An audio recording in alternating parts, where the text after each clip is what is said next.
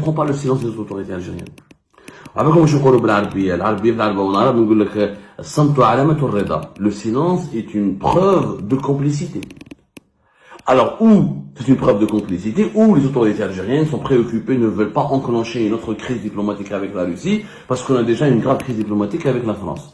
Mais cela signifierait que nous n'avons plus d'alliés. Parce que, est-ce que la Russie aurait lancé, parce que pour moi, c'est l'agence d'État russe, elle est sous le contrôle de l'État russe. Jamais auparavant, à l'époque de Bouteflika en tout cas, jamais auparavant, l'État russe ne se serait permis de lancer d'aussi graves accusations et de publier d'aussi dangereuses informations contre l'Algérie. L'Algérie qui est censée être un allié, un ami de la Russie. Donc si l'agence d'État russe a publié ces informations qui incriminent l'Algérie, voilà, la Mauritanie et la République démocratique du Congo ne sont pas des pays amis de la Russie, mais l'Algérie c'est un pays ami, client historique de l'industrie d'armement russe et pays historiquement allié de la Russie, sur le plan politique et diplomatique. Mais si l'Algérie a figuré parmi les accusations, parmi les graves accusations de cette agence d'État russe, c'est que les relations algéro-russes ne se portent pas du tout bien. Et ça confirme notre lecture de ce dossier, que la Russie s'éloigne de l'Algérie, elle ne considère plus l'Algérie comme une amie. Qui sont nos amis? La France, on a des problèmes avec eux, la Russie, on a des problèmes avec la Russie, des problèmes avec les monarchies du Golfe, des problèmes avec nos voisins, des problèmes avec tout le monde. Pour je prends les Italiens.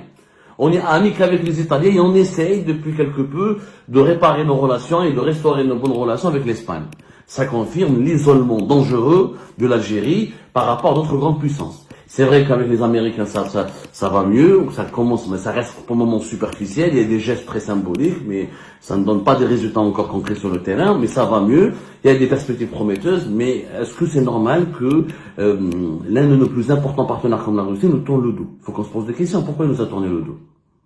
En tout cas, cette affaire, elle est intrigante, elle est dangereuse, et, comment dirais-je, elle renseigne encore une fois que l'Algérie aujourd'hui a des problèmes au niveau de ses frontières, elle a des problèmes sérieux avec ses principaux partenaires, et surtout, cette affaire soulève des interrogations sur la stratégie diplomatique de l'Algérie. Riposter, répondre et s'embrouiller à chaque fois qu'il y a un problème avec la France, mais se montrer totalement indifférent, insensible et silencieux, voire faire l'autruche quand on a en face de nous des accusations très graves qui nous parviennent de la Russie. Ça rime à quoi, cette gestion des affaires stratégiques de l'État? Je pense qu'un débat est plus qu'urgent là-dessus.